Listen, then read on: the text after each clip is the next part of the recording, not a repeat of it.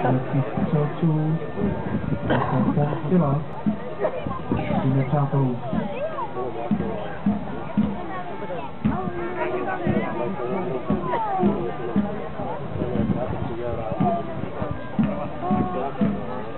Řady švédských musketýrů, bednosti, popraví.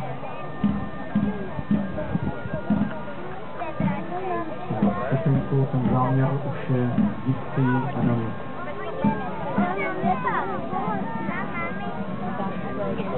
Být vojákem v té době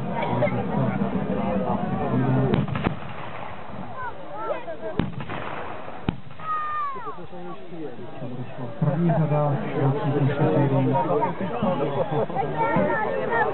popravila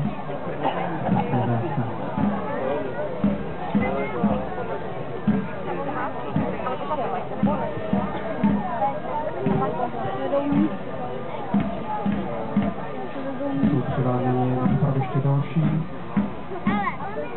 vojáci cizarského vojska. Co to dělají? Švédové si nějaký vojáky. hromadinu agresů. Tehdejší vojáci to byli žádní humanisté, ale tvrdí válečníci.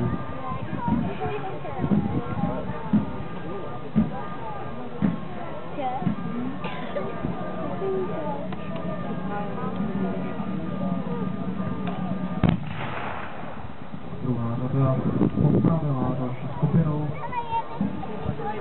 zajatců cizarského vojska. Švédští mušketýři vykonali svou pravou práci. Těla jsou odnášeny z popraviště. Přátelé, není to film, takže tady připravuje pravé strany.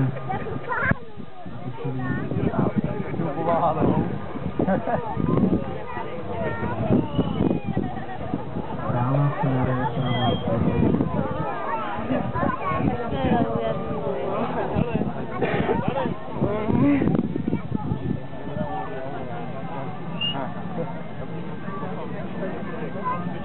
Švédové jsou přichuti a chtějí pokračovat v odstraňování.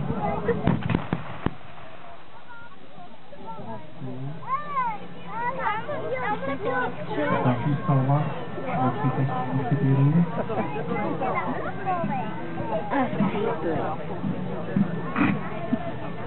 Co se říká cípli?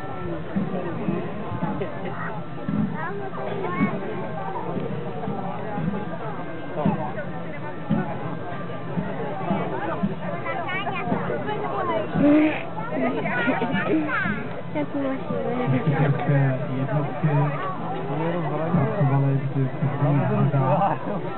Byly to sledy třech řad, kdy ta první tedy pálila a zbylé řady připravovaly své zbraně k tomu, aby mohly. Ta mužská populace tak to se zúžila na 50%, že ženy život nemají lehký a v té době to měly ještě dvojnásob těžší.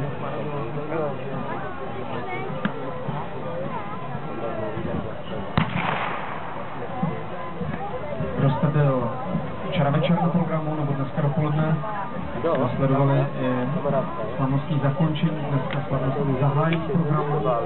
Byla skupina Deliče Landsknechte Německa, kteří pálili na náměstí z mušket a kdo jste byl blízko, tak je to opravdový rakot.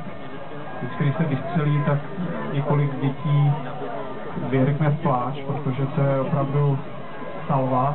A teď si vemte, že na válečném poli bude střelba z děl a to je mnohonásobně silnější razance. A ty chlapy v té zbroji to dneska nebudou mít vůbec jednoduché.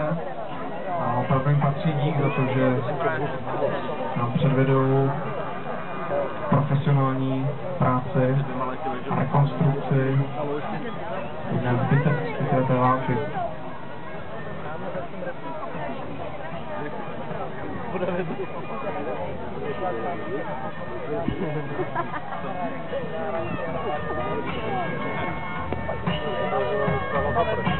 Albrechta z Valdštejna je historicky v něčem rozporuplná, kontroverzní.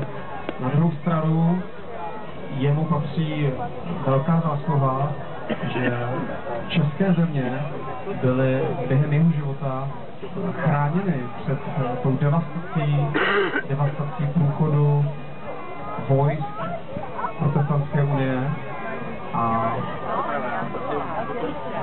byl to právě jeho politický vliv a vzestup té moci, která byla obrovská, který se nevpustil vojska Švédů a Protestantské unie.